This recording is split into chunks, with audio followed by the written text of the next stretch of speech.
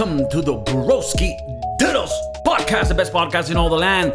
It's your boy KIKO Cervantes, and today we got a special guest with us, Chef Maurice.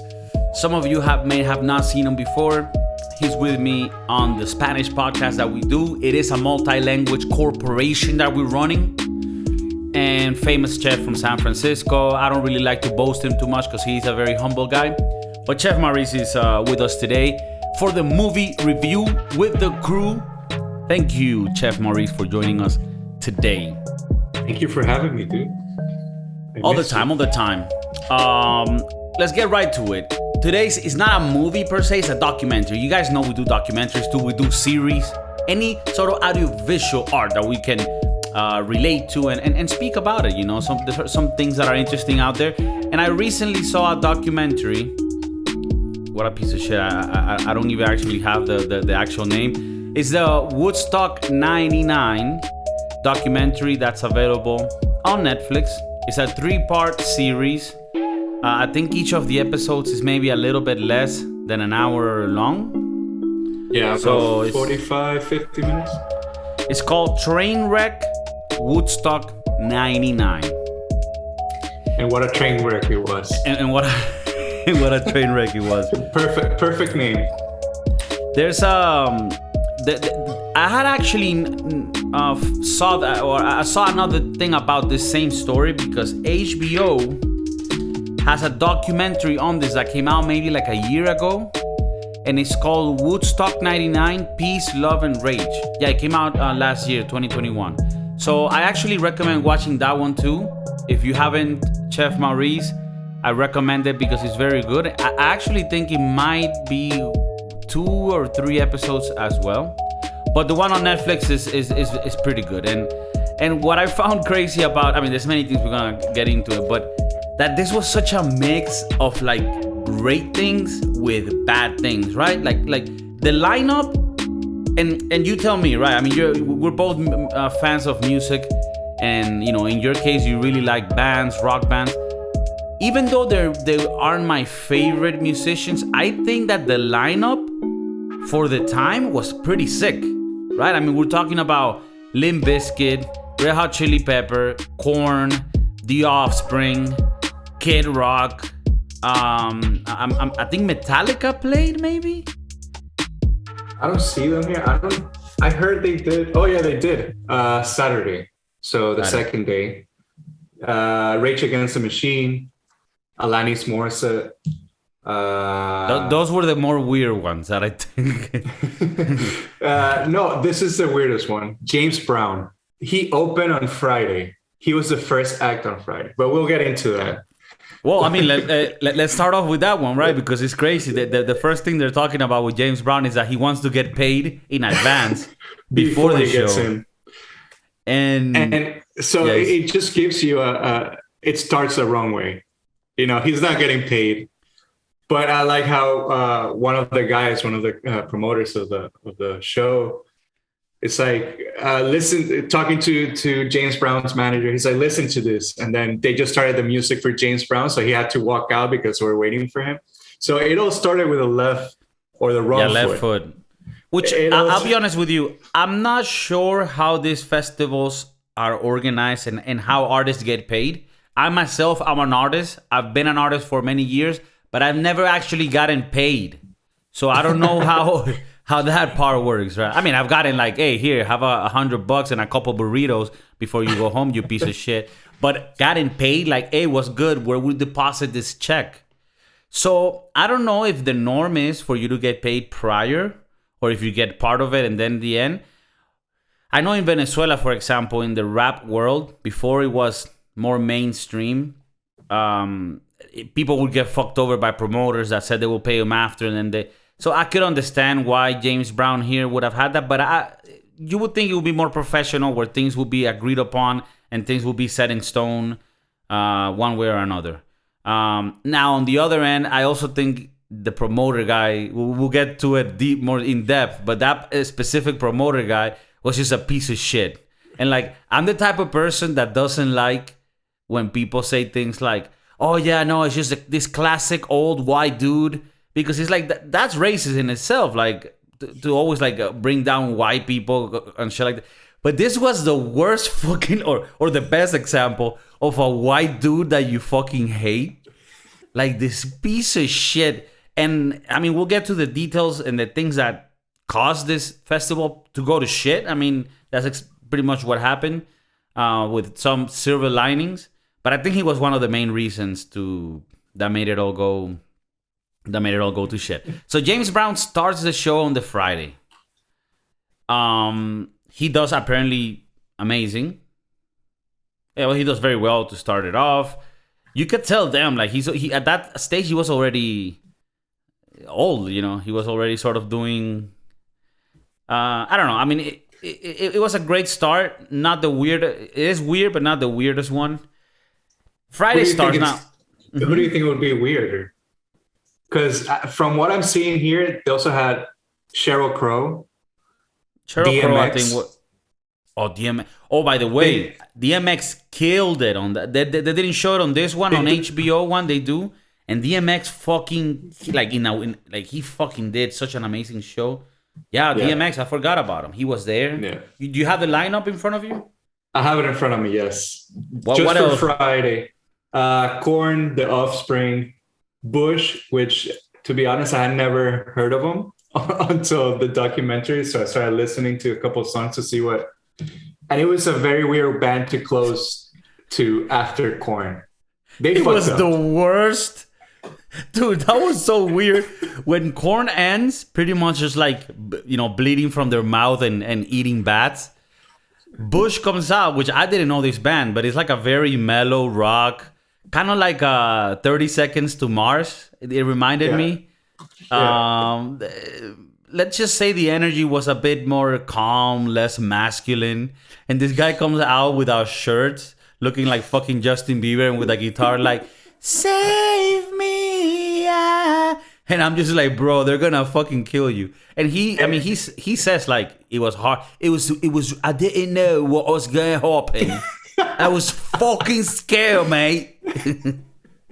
I mean, after seeing what happened with Korn, that guy should have just walked out. So he should have been like, I open tomorrow if you guys want, but I can't compete with this shit. Yeah, I mean, I think Korn should had to close that night on the first night.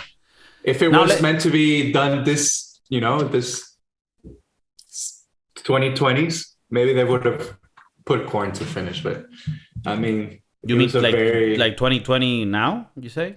Like in the 2020s, if they were to do a festival now, for sure they would have flipped all this. Well, I mean, I'm guessing they do festivals a lot better these days. I was gonna get into that because I actually went to a festival back in like 2005 maybe or 2004, which was called the Warped Tour.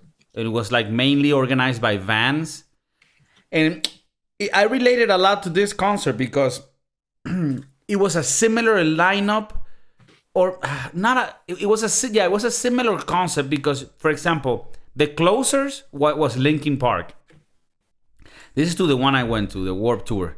Linkin Park. Then we had My Chemical Romance, Taking Back Sunday, and then you go down that list, and there were a bunch of others. And it was a big festival. It was in a festival venue in West Palm Beach, the West Palm Beach Amphitheater, I think it's called. And I remember that was my first festival that I went, and I loved it. Now, I'm pretty sure there was some chaos, but I remember it being and feeling safe. And I think that the start of this concert, you just already start seeing how it feels riffraff. It feels like, I mean, the security was like a bunch of kids that didn't give a fuck. Then they had the great idea of like charging very much for the drinks and the food. And this is something that I always complain about, like how expensive food and drink is in festivals. But then you add to that the fact that cleaning of the bathrooms and of the facilities was pretty much useless. And I just didn't. I don't think the promoters gave a fuck that much. And I mean, they hit miss with the location of the festival. You know, to do it in an airbase, that was huge. this is the thing though. That's one thing that I can forgive them for, because they had done Woodstock 94, and even though the experience was a good one because nothing went crazy and they had a great lineup and a lot of people got in for free, and that fucked up profits and shit. So I understand the part where you're very limited to the amount of venues where you can fit that many people, but also keep it secure so that you don't get people going in for free, which fucks up the whole thing. That was one of the things that they mentioned, that they wanted to do this place where they could put all the barricades, because in 1994 a lot of people did that. Just jumped the fence, and a lot of people didn't pay. And the place already had like a perimeter wall, so it was perfect for that. Now, what I think is, if you have a venue that works for you to keep it secure, but everything else sucks because obviously it's hot, it's a shitty place to do it, then at least make it all in a way so that you overcome that annoyance. Meaning a lot of refreshment points, a lot of things that throw water, a lot of shades. You had to put things with shade.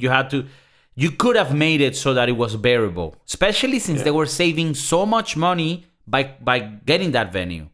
Right? Yeah. So I think that was a mistake and a lot of greed from the main, well, not the main promoter, because the main promoter was like the co-promoter for the original Woodstock. Yeah. I don't know if he was involved in the shenanigans, but mainly the other guy that got in after, the investor. He was just a piece of shit that only cared about profits, and you could tell, man. I mean, the way he spoke, and he couldn't even he could speak and say whatever, people would still hate him. He was so hateable. You could tell he only gave a fuck about him and the money. It's crazy how all the prices are up for drinks, water, food. Not only that, but they had the balls to put this on pay-per-view in 1999 and charge, I think it was $59.95 or $60 basically for people to have like an all-in access of this experience, in which, I mean, in hindsight, I would have paid $60 to see everything that happened. Yeah. And also, isn't it fucked up? I mean, I guess I don't know how you could have done it back then, but I felt like they almost sold that pay-per-view thing as it was going to be like a live broadcast, and it wasn't.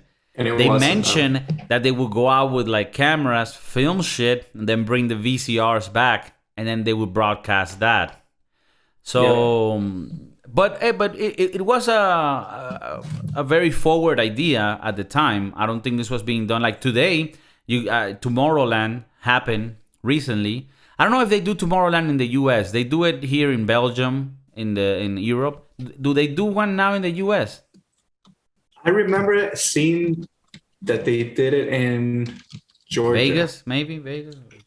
I don't know. I'll look it up. But it's just, I mean, the air base, it's a good idea because it's a big space. But they also mention a lot that there's a lot of cement. So the heat is just going to be unbearable. Just like we saw in the documentary, people were just fucking hot and sunburned. And like you said, no shade. So people were grabbing anything and putting it over their heads. The water was shit. They didn't literally. Literally. It's crazy how a lot of these things went, swept under the rug. Like, and then eventually blew up. It's crazy. Part of this, of course, we can argue, and we're gonna get into the acts and the little moments that were climatic for the whole explosion to happen. But yeah, you could say that a lot of the things that happened were because the people that attended felt mistreated, felt like the place wasn't really taken care of, but another factor is the people that went to this concert. I mean, I'm saying, I hope I don't offend anybody, but this is what I got from it was a bunch of pieces of shit. Like when you see, I mean, and it got me thinking, was this the culture back then, everyone? Or was it like these people were pieces of shit? Because you see the videos of them grabbing women, and to me, it was very disturbing. It was like, what the fuck? And very, very, very weird. It all started with after James Brown, Sheryl Crow came into the stage, and they were yelling at her like, "Show us her tits, show us your tits." And she played along with it for a little bit, and then she kept saying that it was very uncomfortable, that she didn't like it, and nobody did anything to stop it. And well, we're gonna get into more stuff that went in during the sets and towards the end of the festival, but it's some fucking weird shit. So Sheryl Crow gets in. People are already asking to see her boobs. I think before Sheryl Crow, it had already started where girls were showing boobs, and then the guys with the cameras would get close to them, and then they would feel more pressure into doing so. Yeah.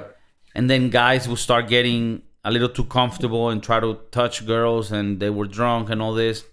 And I think this is the one thing that's so important in these places, is that a lot of money has to be spent in security and quality security. Because when there's security and people feel like they cannot be doing shit that's fucked up, people behave. When there's no security and one person starts feeling like he can do whatever the fuck he wants, then it's like a chain reaction. And then everyone feels like, oh, it's a free-for-all. And the thing is, when you have that many people, you can't control all those people. It's impossible. If they all decide to cause chaos like they did, you can't control them.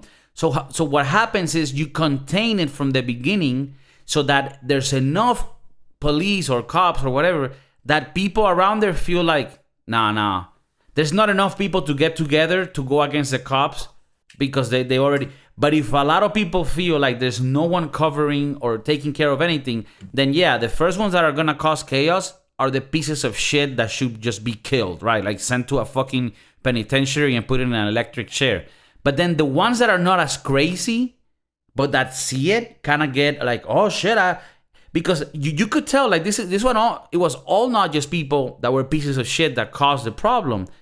The main ones, like the minority was, and then everything spread. And it tells you what the mobs can do. What the mobs, like the mob mentality, that's just scary. That's why I don't go anymore to any place that has like this amount of people, because you don't know what can happen, and there's too many people to control. So, according to Wikipedia, they say it was 400,000 people. In the documentary on Netflix, they kept saying 200, 250. So just imagine the amount of people in this place. Even if it's 200,000 or 400,000, it's just it's fucking crazy. It's like a medium-sized city. It's for sure. And I've been reading that for this kind of festivals, you need 4 security guards per one person.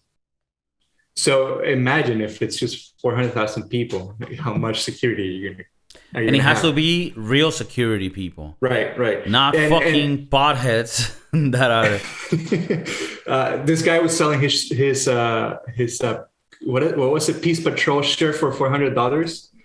And then he's like, I sold it for $400, but I have another one in my bag, so I'm good. Yeah, and they could go backstage and meet the artists. Bro, and the people that they showed that were the patrol or the police, I'm like, bro, this guy probably sells ecstasy. He's the one who brought the drugs into the... Yeah, man, like this was all riffraff. They keep saying that they wanted to do the same as 69, where it was like very peace and love and a lot of weed and a lot of, some drugs here and there, but they had no idea how much drugs went into that place. No, I actually think a lot more drugs were being used in 69. I mean, I don't know for sure, but I could argue that, yeah. But the problem is, man, you're talking about not only a different time, but a different mood in the world. You had, like, if you look at the lineup in 69, bro, we're talking about the era where music was very much psychedelic, peace and love. Let's look at that extra thing within us that can make us better as a unit. I mean, a bunch of tree huggers also that are a little bit weirdos, but not people that normally would cause violence. Like, how do you think you're going to make a Woodstock 99 and it's going to be, resemble what the original Woodstock one when the bands that you have at that time are for fucking crazy college bros that want to break shit and that have fucking mental problems. I'm looking at the lineup for '69. I mean, Jimi Hendrix, The Who, what else? Grateful Dead, Santana. I mean, very, like you said, very. So I think Santana was the more aggressive one, you know. And he was probably not that. Which, by the way, if you haven't seen it, search Carlos Santana performance in Woodstock '69. He's tripping balls on LSD. And there's a story about it where they told him that he was going to play in the evening and it was like 2 p.m. So he took like 2 papers of acid. And then 30 minutes later, they're like, oh no, by the way, you're going on in like 20 minutes. And this guy, the acid hit him while he was playing. And if you look at the video of Santana in '69 Woodstock, he's like licking the guitar. You can see him going insane, bro. It's one of the best performances. But yeah, it was a different type of music. And then the second day, Saturday, right, Korn ends, then Bush comes, and it kind of feels like, okay, this is getting a little wild, but okay, it's okay. But now, the funny thing, before you go into that, the funny thing is that once Bush performs or the last artist performs on the day, they still have more stages. So they had the techno stage that came after. One more. Yeah, the airplane hangar. Which I think was a bad idea. I mean, horrible. Like we said, everything from the start was shit. Because when I went to Ultra Music Festival, I don't think they do it anymore. It was in the Miami Biscayne part. I think it's in Miami Biscayne, right? Where they did Downtown Miami. And it was huge, right? It's like Tomorrowland and all this shit. And at 12, like it started at 12 in the day, and then it ended at 12 in the evening, and then you had to leave the place. And then people would continue to parties in clubs and shit. But I think that made it so that you kind of now people are calm. Now go to sleep and reset, or some of them won't go to sleep. But if you have it so that it continues forever, it's and they're in your venue, you have too much responsibility. And I think that airplane hangar was a horrible idea. Yeah. But then what else were they going to do? Because they were in the middle of fucking nowhere. Fucking nowhere. It was in Rome, New York. So a shit place where nobody heard of. And I mean, what else is there to do in Rome, New York, other than be And I don't even know how much light there was in the evening when you went to your tent. It just looked like a scary place to be, bro. But moving forward, let's look at the second day, Saturday. I don't remember who opens. Kid Rock. Kid Rock opens, right? He was one of the first ones, yeah. There was other bands, but none that we've heard. And it starts nice, but then they go to another one of these late. I think Jewel, or Jewel was on Sunday, maybe. Jewel was on Sunday. So on Saturday, they had Wyclef Jean. And he was like, throw your bottles. And everybody was throwing the bottles at the stage. And it's just, nothing went right. So we're going to get into that too, how much responsibility the artists have. But so Wyclef goes up. He's cool. I think he starts it off like a nice show starter. He does a little Star Spangled Banner on the guitar. It starts looking nice. I don't know who goes after him, but then the main shows were gonna be Limp Bizkit and Rage of the Rage Against the Machine and Metallica. So that's getting. I think Limp Bizkit closes the show. Am I right? According to Wikipedia, because it's a very reliable source, Metallica closed.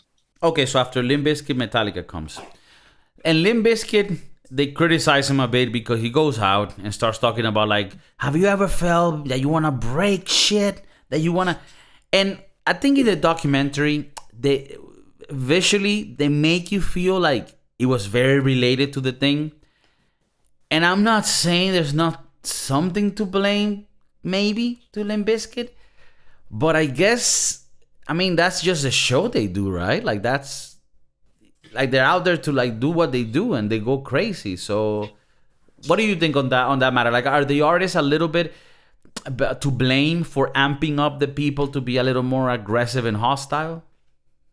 I feel like the people who went there wanted to see the full show. So if Limp Bizkit, this is what they do, and they pump up the people and have people, jump and do crazy shit. I think that's what people wanted to see. I mean, anything less would have been shit. I'm 100% sure of it. Anything less and mellow would have been like, people would talk shit about Limp Bizkit. So they went out and performed what they performed. They torn shit up. But I think it was a little too much. There was a point where, who was it, that they were starting to break out the sound stage thing. Yeah. And Fred Durst, instead of telling them to calm down, he just kept going. And he actually got on top of one of the cardboard the plywoods, boxes. Yeah, the plywoods to serve. And I get it. It's super, like, it looks sick. It looks like a fucking, like a nasty show. Like, I'm not even a Limp Bizkit fan, but everyone, if you're around my age, 30 something, Limp Bizkit was part of the culture you grew up in, Yeah.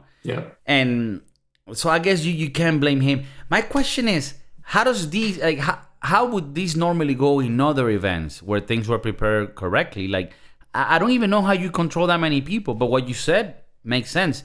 That you need to hire for security for each person that goes. Imagine the amount of money you need to spend. It's insane.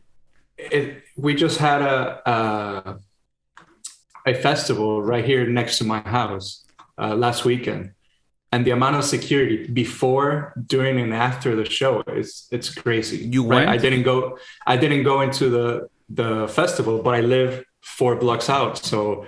Walking by, you see everything.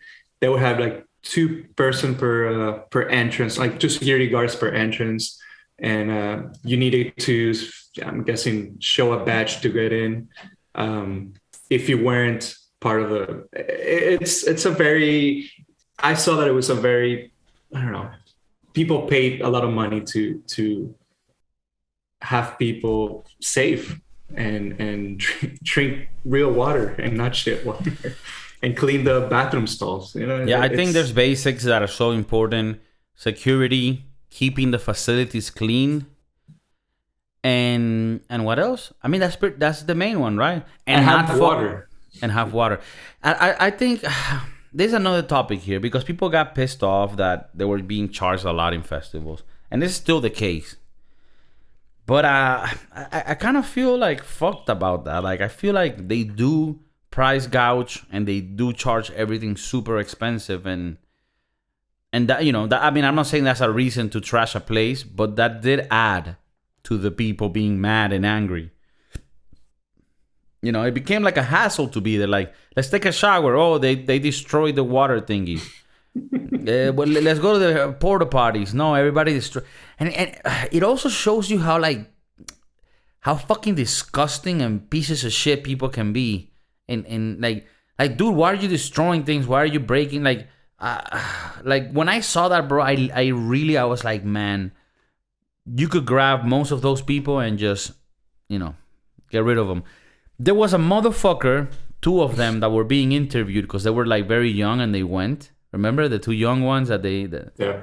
And one of them, you could tell this guy has not stopped doing drugs since that day. Oh my God, bro. The guy looked like Beavis and Butthead. He was like fucking gone. He was gone. And he's one of them. He's one of the ones that started like stealing shit towards the end when they were like raiding the... That was the thing I was thinking too. I'm like, bro, they're gonna get pissed and they're just gonna like ramp the place and like steal everything, which they did. They try to open ATM machines or AT machines. Why not M? Why not M? Because then you're repeating ATM machine. AT okay, machine. AT machines. Okay. So they decided to steal stuff, CDs. I don't know. It's like there would have been a moment, and I'm pretty sure many people did this, that as soon as you saw some shit like that went down, you're like, oh yeah, bro, let's get the fuck out of here. This is going to go bad. You know what I mean? Like when you start seeing a little group start getting a little crazy and nobody's doing anything about it, you're like, oh no, let's get the fuck out of here.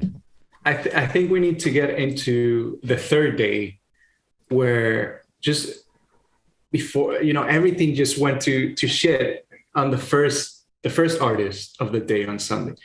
But the guy, the owner of Woodstock, or the guy who brought it up in '99, he said that he wanted to open Sunday with Willie Nelson and have like a very mellow and very mellow afternoon and start, work yourself up. So I think it tells you how naive. Their mind was naive. They were about the people and how their mind worked on how, not prepare their way for this. I mean, but maybe that wasn't the worst idea, because Willie Nelson would have been like a good opener for a mellow day, and I think after him, Jewel came on.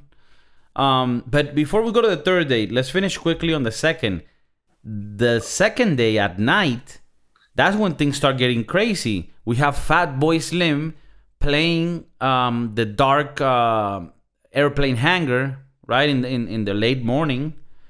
And then some motherfuckers grab a truck and burn it down and then start driving it. And that's when, like, well, I think they even told this guy, like, no, get in a car and let's get the fuck out of here. Like, we're out. And every artist that played, almost all of them, as soon as they ended, they're like, yeah, let's get in the bus and let's get the fuck out of here. Shit was getting, like, wild. Yeah. Bro, as a musician myself, for example, Bush or Jewel or Sheryl Crow, when they were going on, I imagine myself being them, because my music, I guess, could be more related to what they do. And I was like, man, and they were also scared. I'll be scared shitless. Like, I'm not gonna play, bro. Like, I'm not gonna play. This motherfuckers. And it got me thinking, if things go well for me, right? In life, right? Like, if I don't end up, doing, which every job is dignified. But if I don't end up doing the thing that I do now that I hate, right? And I do get somewhere with music, a festival, I find it that it's not for every type of musician, because you got a bunch of people that want some hot shit, I don't know how it works in Coachella. I don't know if you've gone, but like, how do you mix that, right? Like, how do you make some like Travis Scott, right? Some like Bad Bunny, some Drake, and then you come and put some like very mellow shit. Like, I don't know. I can't think of a band now, but like, like, hey there, Delilah, what's it like in New York City? They're gonna fucking kill them. I don't know. Maybe not. I mean, these days, obviously, things have changed, and I'm pretty sure. I think you, in some way, you work yourself up. No, you should start mellow and then end with a banger. Right. And then, but in Woodstock in '99, at least, they had mellow, banger, mellow, semi-banger, mellow, super banger. So it was very up and down. Maybe, yeah, I think they with thought all the they were drugs that gonna. People did. They thought they were gonna keep them cool that way. But I also think, and I don't know, when you have an event with such mixed crowds, you gotta also think about that. I don't know how it is today, because Coachella is a place with very mixed crowds. So it'll be interesting to see how that works. I think they play around a lot with the different stages, where you use different stages for different type of shit, right. And then the main ones, you leave it for things that are more mainstream that everybody's gonna like. Because it is true that when you have a bunch of people amped up, you can put some like, lyrics music, where you have to listen to the lyrics and see how that goes. So Bush ending after Korn on the first day. Korn's performance, by the way, fucking amazing, right? Yep. Korn killed it. I have never been to a Korn concert, but it must be very fucking cool. But it marked my childhood, watching MTV back when they played music, and Korn was, to me, an epic band. So, okay, so now let's get to the third date, which, by the way, when the third date comes, I'm like, okay, so this is, the concert is done, right? Like, this whole thing, like that's it, this is fucked. No, they continue. And I'm almost sure they didn't tell the artist shit.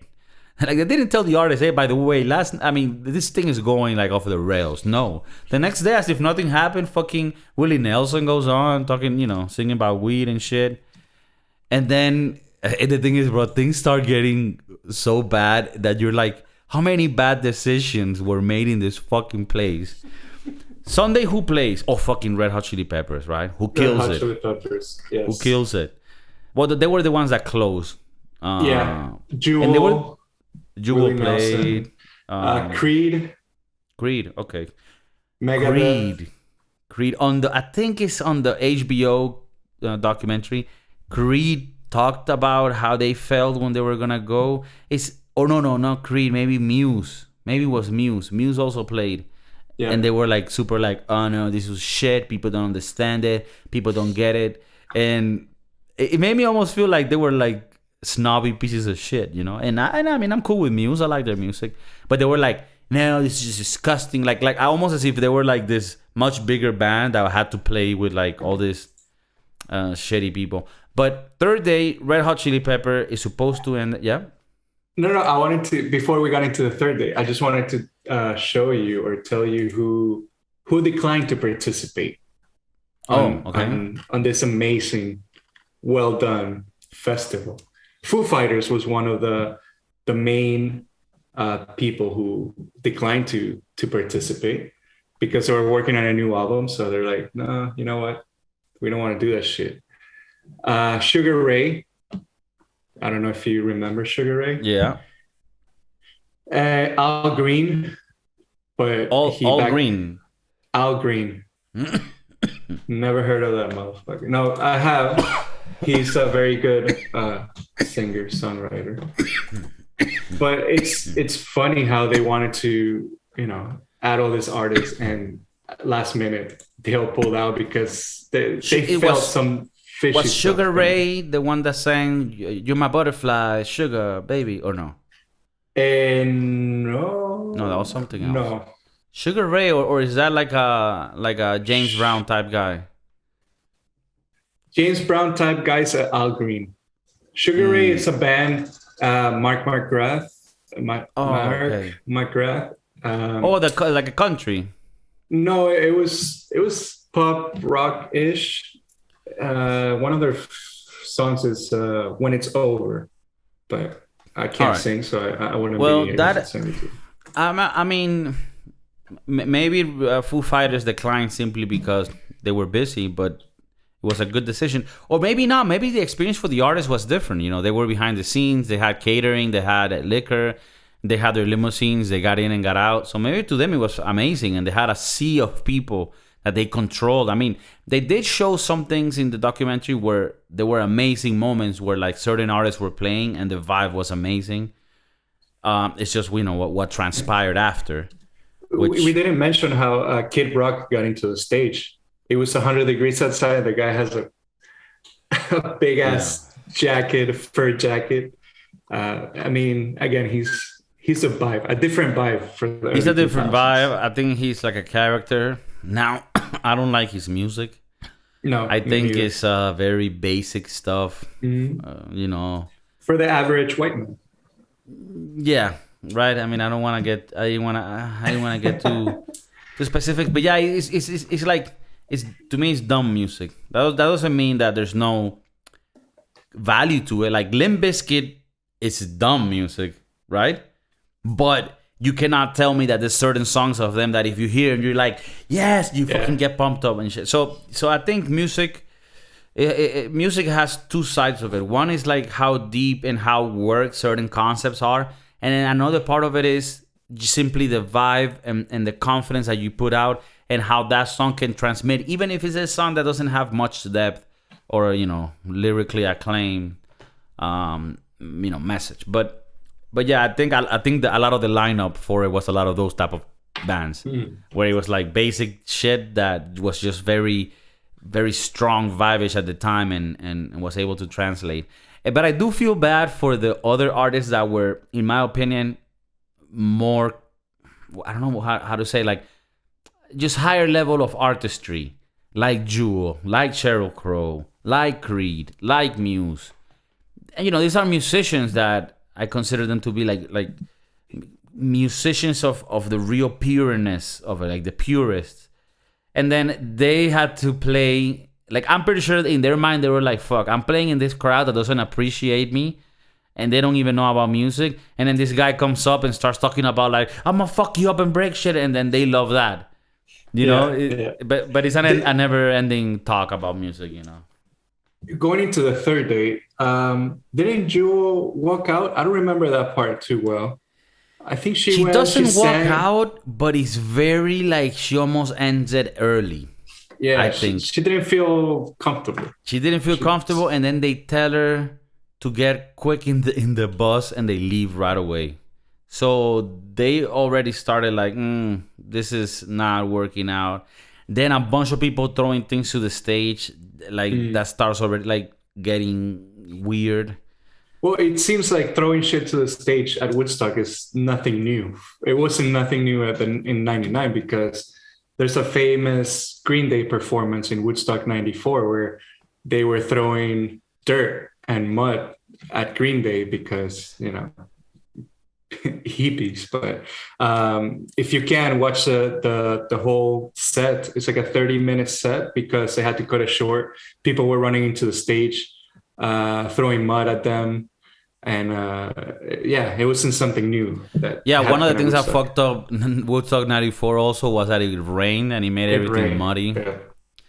But I think it would have been better if it rained than 100-degree weather in air base. That fucked it up too. Sure. And if you know anything about drugs, which here we know very little of, drugs most of the time are gonna make you dehydrated and are gonna require more of your body. It's gonna be like your little machine is gonna be in the edge, and sometimes you can go over. So take it easy, buddy. If you're out there, trying to be an adventurous voyager. I always fuck up that word. Voyager or a voyager or a voyager. I'm not even gonna try because I can't say it either. A fucking traveler of the psychonautic realms. Just take it easy, buddy, okay? You got a long life to try all this shit, so take it easy. Don't go too crazy. You don't want to end it and end up, in a news article like, the Venezuelan boy without papers is found dead at a festival. You don't want to be that guy. Red Hot Chili Peppers. By the way, there was a bunch of Venezuelan flags. Well, not a bunch. There was a few Venezuelan flags. I saw them. I saw them. Like, pride. That's my boy. They probably did a lot of drugs too. So yeah, they probably did it. They probably brought the drugs. Nah, man, not kidding. Venezuelans are more of the consumers. Nah, I'm just kidding. Maybe my family is listening. But they do consume the thing. Looking at the third date, I think it was the shittiest day. It always is. Yeah. Like I said, Muse. But other than that, Megadeth, Godsmack, Creed. Elvis Costello. In the middle of nowhere. It's not bad. It's not bad.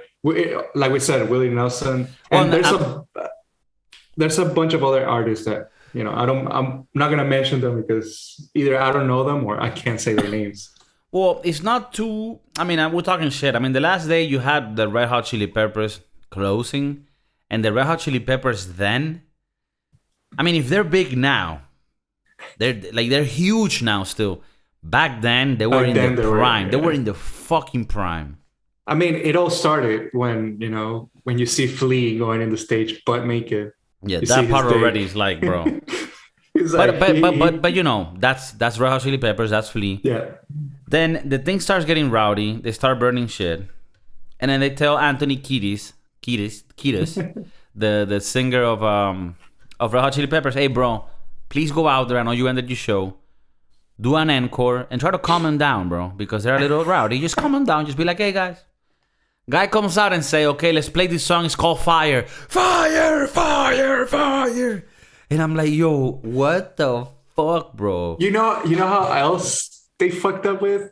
Because they decided to do a vigil and give out candles. That's the worst decision. Who the fuck came up with that idea? That was so It's like that's the type of why? idea that even if you think it's a good idea because you're like, oh, it's Woodstock and the third day, that's the type of idea that on Saturday, right? Some people get together in a meeting and they're like, hey guys, you remember how we were gonna give a source of fire to everybody here? 250,000 plus people. Yeah, let's maybe not do that, given the fact these motherfuckers are wild. There was a guy in the documentary who said this is not a good idea, and they literally told him to shut the fuck up. Hey, you little hippie, shut the fuck up. You don't even know. How weird. All of this is weird. From you okay there, buddy? No. Okay? A little water or something? No? Nah, I'm just trying to. We're talking about Woodstock 99 and one in Rome. Oh fuck! It was in Rome. It was in Rome, New York. I didn't even try that pun. That shit just came out of me, fucking from the inside, motherfucker. Yeah. One in Rome. Try a little weed. I didn't wanna. I don't wanna forget the part. The fucking sexual abuse to the women was fucking insane. Now there is one part where girls were getting wild too. Like I don't think that's a good thing ever. Like to start, and maybe this is me, call me a conservative purist, start showing off your boobs and shit around men that are drunk and you don't even know who they could be, what type of upbringing they had. I think that's a bad idea. Obviously that they're not the ones to blame. The amount of pieces of shit that were there, that's where the security would come in and be like, hey buddy, like, don't scare them, like stay away. Everybody, we're all cool.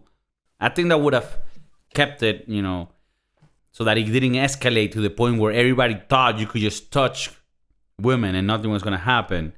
And do you remember the name of I can't remember now. Remember they used to sell VHS cassettes? Girls Gone Wild.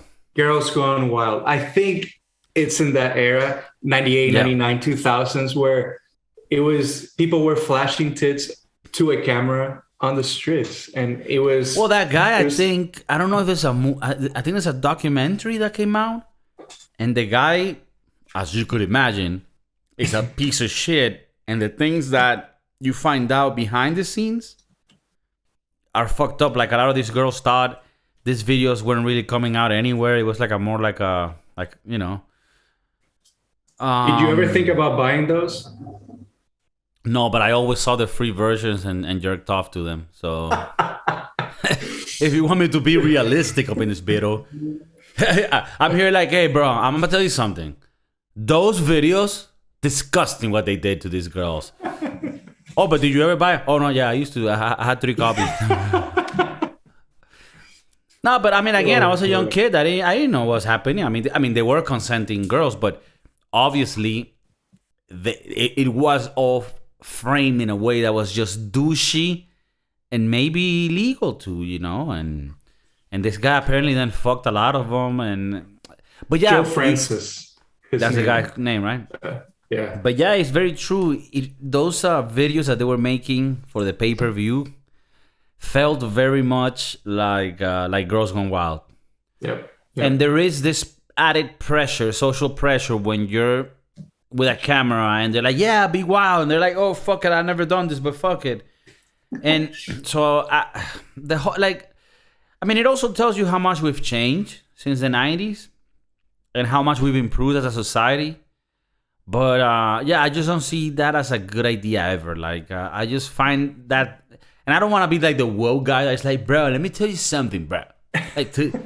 But to be honest, like, I'm happy that society, at least in my perception, doesn't think that way and doesn't, because it's not always just the crazy guys. There's also normal people that maybe felt like that was cool and normal, and it isn't, and now they know it isn't, and that has made a new generation of people that are more sensitive to those things.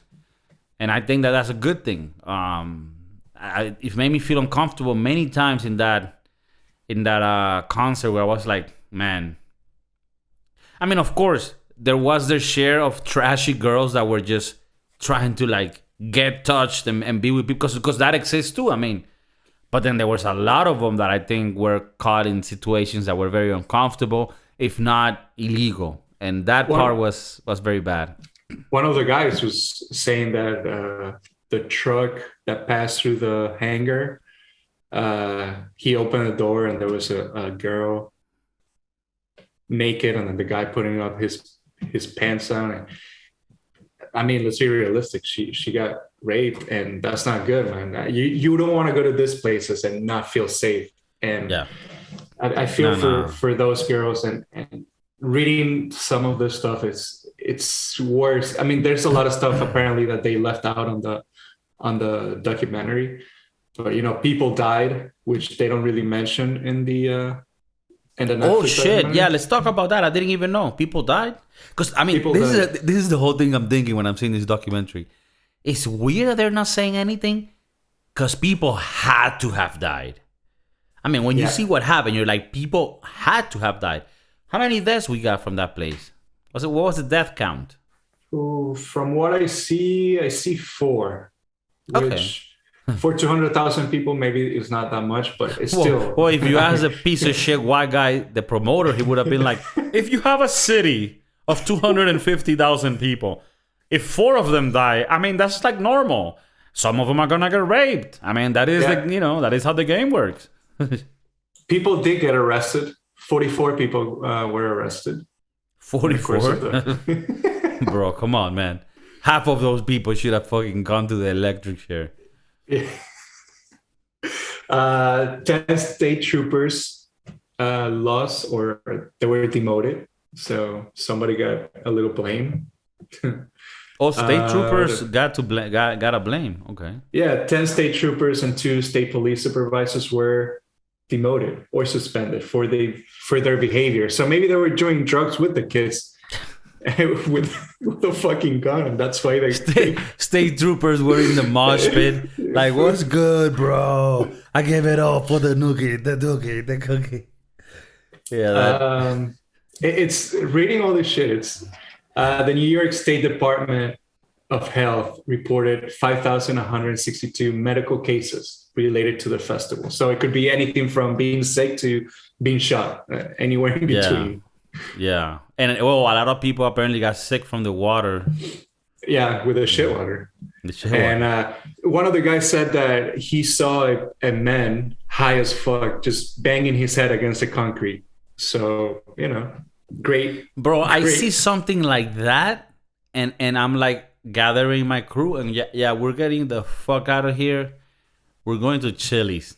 I think we can still catch the happy hour, and we'll make it home safe. Let's get the fuck. I remember one time when I was back, when I was younger, because I'm still a little young chap, but when I was still, in my youngy days, when all the organs were new, where you could give them any substance and the organs would be like, we could take this, no worries. Next morning you would go work out Chili's at 10 in the morning. You would do it. Fuck, what was I gonna say? I was just talking about some. Damn. Oh yeah. No. It's coming back. Oh yeah. So back when I was a younger kid, we went to like this wood area in Doral, Florida, and it was like in these wooded areas where there was no constructions, and like a lot of cars would go, and we would like make bonfires, and people would. But it was a bunch of stranger people, like you went with your crew, and there was a bunch of other people that from different high schools and shit. And I remember we were there, smoking something, having fun, drinking. And then I hear somebody shoot like a fucking rifle. Like, and I'm that's when you bro, go, everybody grab like, yo, let's get the fuck out of here. And that's it. Like, I mean, obviously that's the most extreme thing. But there's certain vibes that you get of a place where you're like, there's something cooking here. There's something in the stew. And it's inevitable.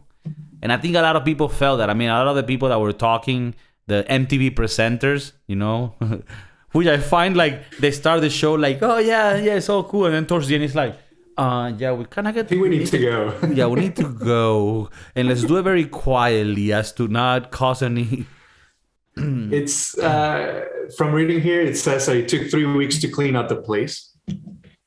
And the organizers had to spend an additional $78,000 to resoil the grounds. So they had to spend more money to put soil and grass again in wherever the fuck people tore it up. But, Well, I mean, that to me, that seems like cheap for what happened. And fair. I mean, at least they would, at least put some grass. One thing, I mean, not enough credit for Red Hot Chili Peppers for closing it. Yeah. Although what was fucked up is that they kind of made it a rumor that there was gonna be something else after Red Hot Chili Pepper, like a surprise act. And I think that helped the Red Hot Chili Peppers to get the fuck out of there. Because people were still like, okay, we're waiting. And then they got out and then everything started burning, Somebody comes out. Like, I think they were saying that Prince was going to come out. Yeah, like some random, like Michael Jackson is coming. What? Yeah. Yeah, he's bringing a kid and fucking him on stage. What? Yeah. You guys got to stay. You can't leave.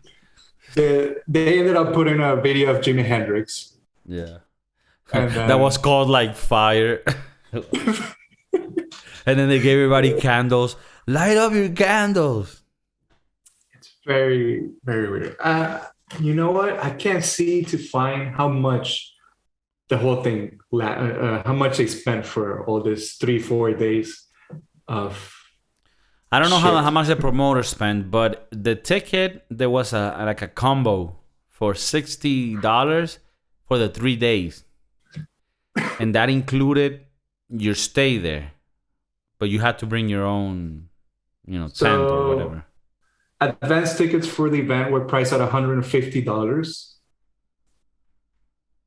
Tickets. Then maybe I'm wrong. Tickets purchased at the gate, it would be $180.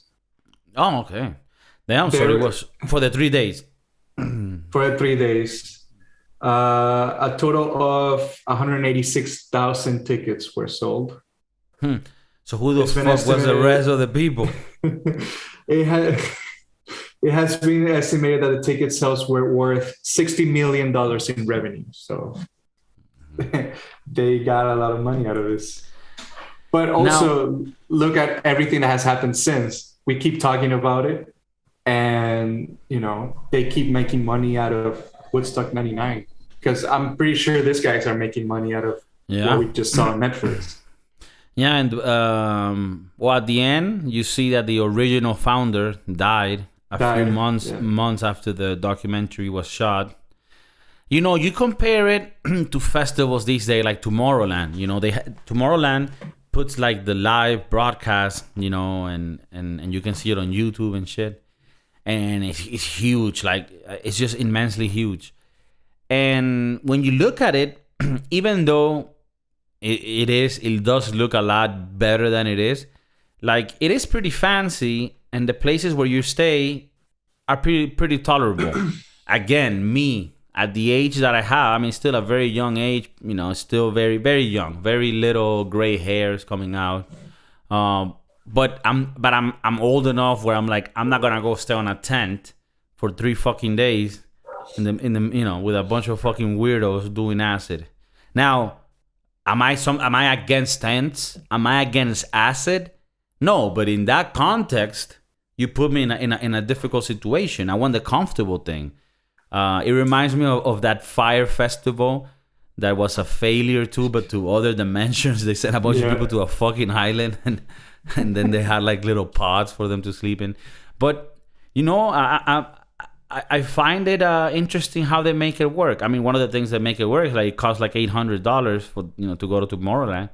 But so with money, you can have a lot more, staff, a lot more security, a lot more things, a lot more bathrooms, and from what I understand, it works, and it is kind of like nice. It's not uncomfortable. It's not riff-raffy. The Tomorrowland, they do it well in that sense, where you go and you're gonna have a good experience, especially if you're a young kid filled with a lot of energy. Maybe you haven't had that many venereal diseases, so you're kind of new to it, and you can go out there and try your luck.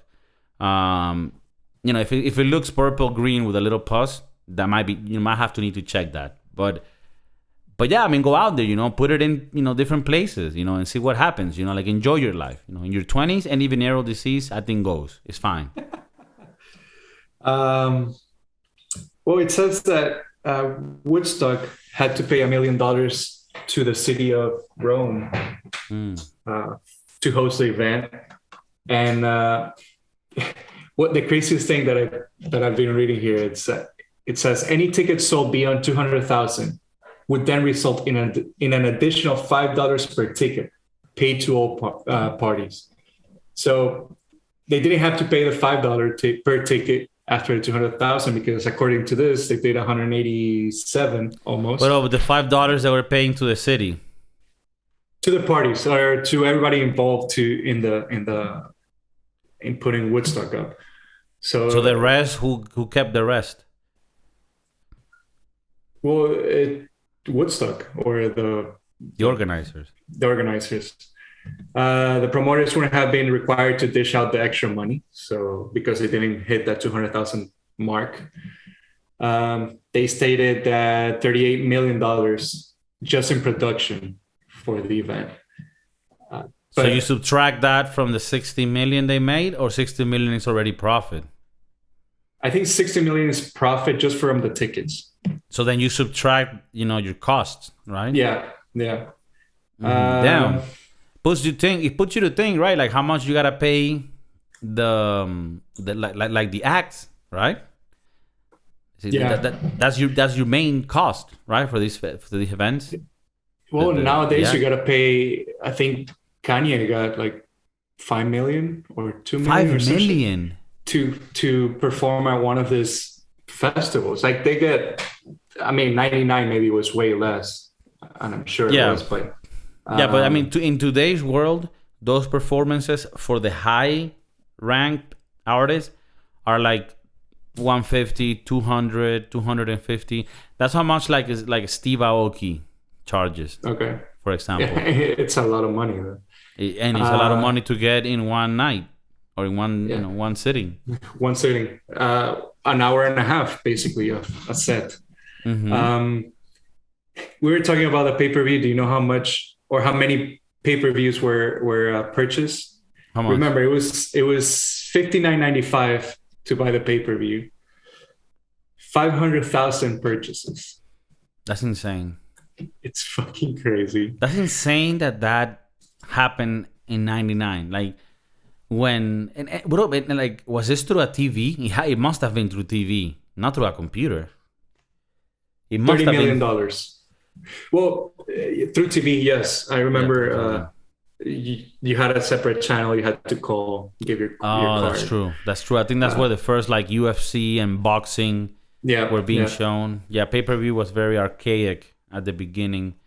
Now you can. They made $30 million just from the pay-per-view. Fuck, that's a lot. Man. And that's not counting how much they made, you know, with the documentaries now.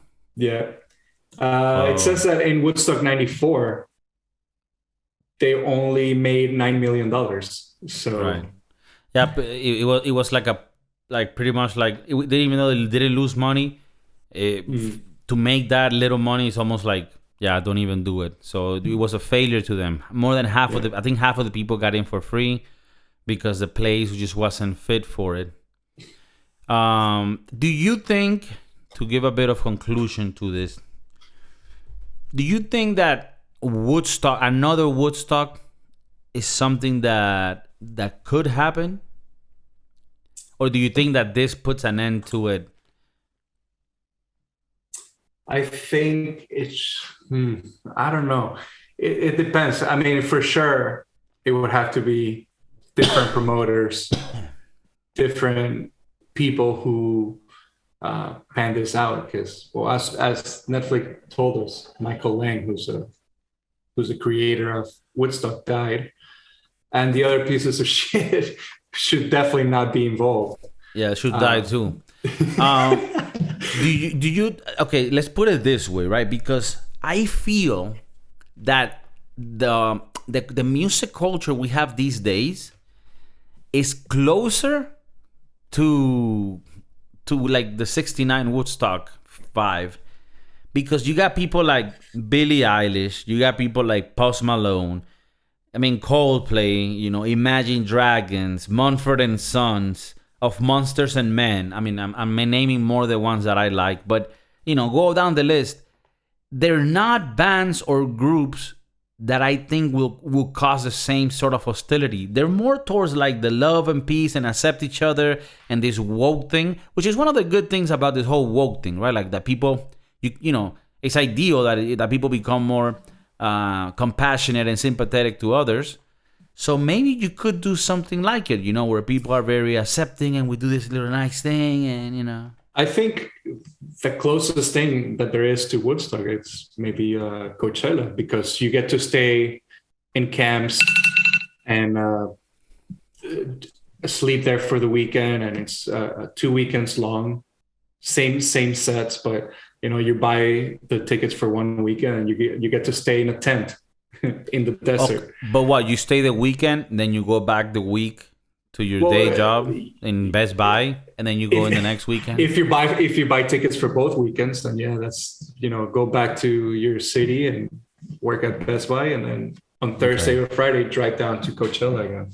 All right. There's another one. Maybe I think you're more right on that one. Maybe Coachella is the more comparable one, but there is Burning Man, which is sort of like if Woodstock 69 evolved into the next thing, which is people that are psychonauts, right? People that are always on a psychedelic trip that takes them through life. I wouldn't want to go to fucking Burning Man. Like I consider myself a hippie. I consider myself, somebody that dwells into the unknowns, into the dark arts. But that's too hippie for me. That's too hipster. That's like, yeah, bro. Like, yeah. I think it also for Coachella and Burning Man. Now that I'm seeing it, it seems like it's in a desert where it's 100 degrees too, but it seems to be well organized. They thought about it. It's 100 degrees, 110 degrees out. Let's do all these things for the people to be more comfortable. No, and I think it limits the amount of douchebags that can go. I mean, they're douchebags in their own sense because they're like elitist. If you make the tickets also super expensive, not everybody's going to be able to go. And I think that's important too. $150 for Woodstock in '99. I think it's a lot, but they also compare. I think it's $280 of 2022 money. So it's not a lot of money for 3 days of music and sleeping and whatnot. But I think unfortunately I've gotten to the place where I think that prices are important when you want to limit what type of people go to the show. Daniel Tosh does this, right? He says it in a joke. He's a comedian that I love. He's very mysterious. People know very little of him. He doesn't do interviews. Daniel Tosh, he has the famous Tosh.0 show. That's pretty much the only show that plays in Comedy Central. And, he's like in a comedy show. He says, look, I know that a lot of people are, think like, okay, what does it cost, $90 to come to see Daniel Tosh? But it's like, would you really want to be sitting next to people that would pay $20, $30? And it's a fucked up joke, but it's funny, and it makes sense. And sometimes in my own life, I've gotten from bars and restaurants that are very cheap to ones that are a little not expensive, but a little less cheap. And it's not because, part of it is you want to try better food, but I could keep eating, the Taco Bells and things. And I do every once in a while. But you also want to change the crowd that's around you. And unfortunately, the only way to do that is with a price point. That's what separates, the things. Like if I'm going to pay a little, 1 or 2 more euros for the beer, I know I'm not going to have the same fucking riffraff around me. Yeah. I'm a person that I can have a €1 beer or a €10 beer, and I'm still going to be the same classy gentleman that you see here, right? It's part of the ethics. It's part of the values that I was brought up in my country, Venezuela. It's like, I'm very proud, and that's what comes out of me when I think about that. Now you get to buy single day tickets. So For the festival that I just had near my house, for a single day ticket, it's $175 For one day? for one day, compared to the 150 for 3 days. So, Yeah, it's definitely a deterrent, and it filters a little bit. it does filter a lot. The Also, riffraff.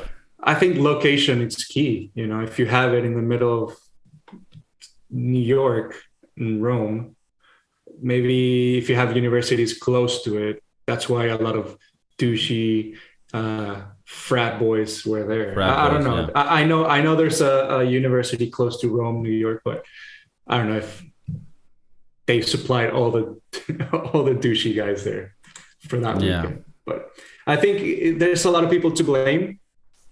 A lot, I was reading that some artists were not wanting to blame the people or the young people that was there, but they are part of the blame, not the main part.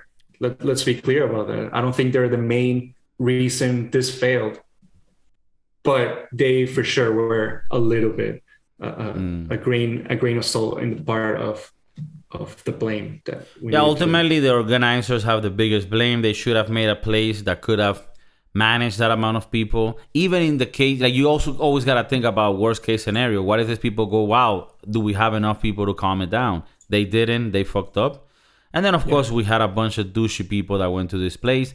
I remember when I went to Ultra, I think it was 2010 in Miami. It was $150 that I paid for one day entrance. So, and when I was in there, even though sometimes you had hard techno and shit like that, I felt safe. I felt everybody was cool. I felt everybody was in a good vibe. If you would find a stranger next to you, he would be talking to you like, bro, I'm tripping balls. And it would be like a cool thing. Like, it was never any sort of violent or anything. So I think that it does help having not a high price just to have a high price, but the entrance. You know what I'm down for? Have a high entrance rate, and then inside, don't fuck me with the refreshments and the drinks, because I'm already in. You already made a lot of money on the entrance. I prefer to pay a lot on the entrance because that way we filter a lot of the shit and the riffraff. But then once inside, you already made your money with the entrance. Don't fuck me with a beer. Well, now that I think about it, one of the things they first mentioned is that you couldn't come in with your own water, your own portable water. So, worst way to start? It's but can you do that in festivals today? I don't think so. Yeah, so it's not. But there's places. I think the one that was here by my house, I think you can bring your own bottle, empty bottle. They would check it at the door, and then they would have a water dispenser where you can fill out your bottle. Okay. I think even though I understand they make money from the water, I think that you should give water to people. And also that way people don't die of dehydration. Yeah. You're doing all these drugs. Like, and then make money on the alcohol and the food, and that's it. And don't be too greedy, motherfucker. I think that's how it should go. But we want to know what the broski doodles think about this. Let me know what your thoughts on. If you're somebody that's always on festivals and you're like, no, Kiko, I think you're not enjoying them the right way. Let me show you the way. There's new drugs out there. Or maybe you haven't gone to the right ones. There's the electric Daisy Carnival, which is one that they do in Orlando and I think Las Vegas, where they have fucking carnival rides and shit, and you take ketamine and you go to crazy places. So maybe I don't know how these places are working these days, and maybe you tell me, hey Kiko, you gotta go. You know what, Kiko? You're coming with Chef Maurice and Kiko. No, you're coming next time. We're gonna Burning Man. It's gonna be an amazing experience. Maybe, but I wanna know it in your comments because we don't know. To us, we're just a little bit scared at this stage of going to festivals. Amazing lineup, Woodstock 99. I wish I would have been able to be there, but in like a VIP helicopter that I could just leave whenever, because the lineups were amazing. But it definitely showed how you could fuck up such a great lineup of festival with logistic mistakes, with bad decisions from the promoting, and from a lot of greed that these motherfuckers had. So, well, hope you enjoyed the episode. Subscribe to the thing, share it. If you have like an older person in your family, the Broski Doodles is normally a great content for people that are in their older ages. and leave a comment. You know, you can leave a rating in Spotify and iTunes, and it really helps us. You know, since we're not really charging any money for this, we do it for the love of it. We do it for the love of art. You know, I'm gonna continue to work in Taco Bell and then make the videos at night. That's fine for me. I'm fine living a life that is very limited to the things that I can do. But at least like the fucking thing, subscribe to it, and let's keep it going. Chef Maurice, thank you for joining, Papa. Thank you, sir.